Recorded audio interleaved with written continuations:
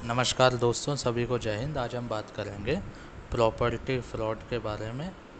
कोई भी जब हम ज़मीन जायदाद, फैक्ट्री, घर, मकान, दुकान, फ्लैट खरीदते हैं तो उस वक्त हमें क्या सावधानी रखनी चाहिए, आज हम उस पर बात करेंगे। नंबर एक, कोशिश करें जहाँ भी ज़मीन, फ्लैट कुछ भी लें, रजिस्ट्री वाली जगह लें जहाँ पे आपके नाम रजिस्ट्री हो सके। क्योंकि दो ही तरीके होते हैं, या तो रजिस्ट्री होती है या जनरल पावर ऑफ अटॉर्नी होती है। जीपीए जिसे कहा जाता है, जनरल पावर ऑफ अटॉर्नी, वो that is not challengeable in the court.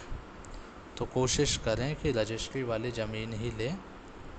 और इसमें एक चीज़ और देखने वाली है, अगर मजबूरन जीपीए वाली ज़मीन लेनी पड़े तो कोशिश करें जितनी भी अमाउंट की ज़मीन है, ज़्यादा से ज़्यादा पैसा चेक के थ्रू दिया जाए, ताकि उसका प्रूफ बना रहे कि हमने इतनी पेमेंट इस आदमी को इस चेक नंबर से करी है। दूसरा, अगर रजिस्ट्री वाली लेते हैं तो उसका रजिस्ट्री कराने के बाद म्यूटेशन ज़रूर कराएं।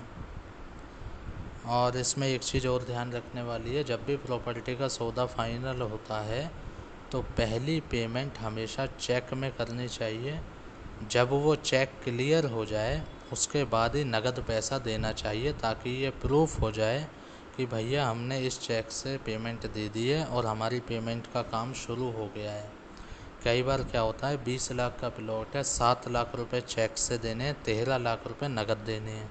कुछ लोग पहले ही दिन 5 लाख रुपए नगद दे आते हैं और सामने वाले के मन में बेईमानी आ जाती है, वो सौदा कर देता है कैंसिल। और आपने जो 5 लाख दिए हैं नगद, उसका कोई भी प्रूफ नहीं है कि दिए हैं या नहीं दिए हैं, ना आप उसको प्रूफ कर सकते हो। तो सौदा फाइनल करने के बाद हमेशा पहली पेमेंट चेक के थ्रू करें, ताकि एक आपका प्रूफ बन जाए। और हमेशा जब भी, कई बार क्या होता है कि रजिस्ट्री अवेलेबल होती है, आपने ज़मीन देखी, पसंद आ गई, उसको लेने के लिए रजिस्ट्री अवेलेबल है, लेकिन उसमें खर्चा आ रहा है 60-70 हज़ार, 80 हज़ार रुपये। तो उस 80 हज़ार रुपये से बचने के चक्कर में हम 2 हज़ार रुपये लगा के जीपीए करा लेते हैं, जो कि बहुत गलत है, जिससे कल को दिक्कतें आ सकती हैं। तो 50, 60, 80 हज़ार के बारे में ना सोचें, और हमेशा अपने, अगर रजिस्ट्री अवेलेबल है तो उसको ज़रूर कराएं। जब भी सौदा हो जाए तो जो लीगल चैन है, जो पिछले मालिकों के पेपर हैं, कम से कम 3 बार के, 3 मालिकों के ओरिजिनल डॉक्यूमेंट, या तो रजिस्ट्री होगी या जीपीए होगा, ख़रीदते वक्त उस मालिक से पिछले 3 वाले भी ओरिजिनल आपको लेने हैं। उसके बाद कोई भी प्रॉपर्टी में विश्वासघात वहीं पे होता है जहाँ पे विश्वास होता है। विश्वास कहाँ पे होता है? अपने क्लोज़ फ्रेंड पे, रिश्तेदारों पे, चाचा, मामा, फूफा, मौसी, ताऊ, जीजा, ये वो लोग हैं जिन पे आपको विश्वास होता है। और यही वो लोग हैं जो विश्वासघात करते हैं, क्योंकि विश्वासघात पॉसिबल ही वहाँ पे है जहाँ पे विश्वास होता है। किसी रोड पे चलते हुए आदमी को आप 10-20 लाख रुपए नहीं देंगे, उसी को देंगे जिस पे विश्वास होगा।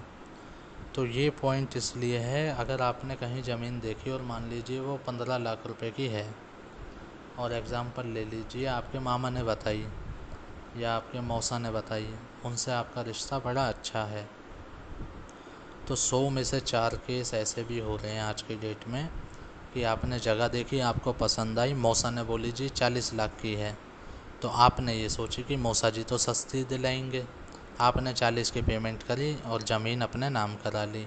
6 महीने बाद आपको पता लगता है वो ज़मीन 40 की नहीं, 35 की ही थी।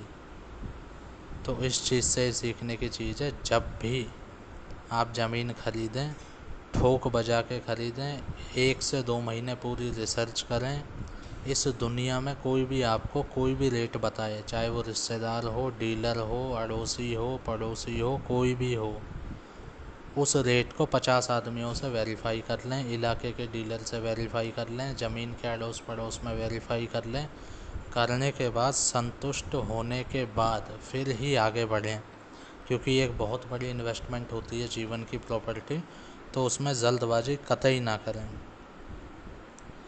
उसके बाद जो, अगर आप प्रॉपर्टी डीलर से ले रहे हैं तो डीलर इतनी मीठी बात करते हैं कि हमारे रिश्तेदार ना करें, सगा भाई ना करें, तो उन्हें मतलब होता है ज़मीन बिकवाने से।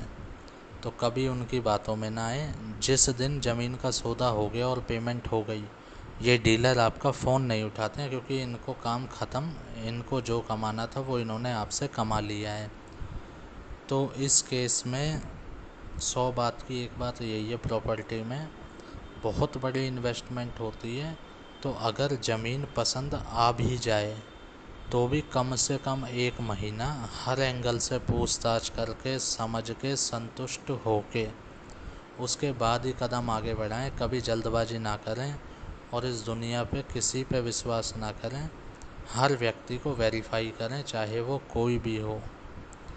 धन्यवाद। मैं समझता हूँ ये वीडियो काफ़ी आपके काम आएगी। सभी को दोबारा जय हिंद।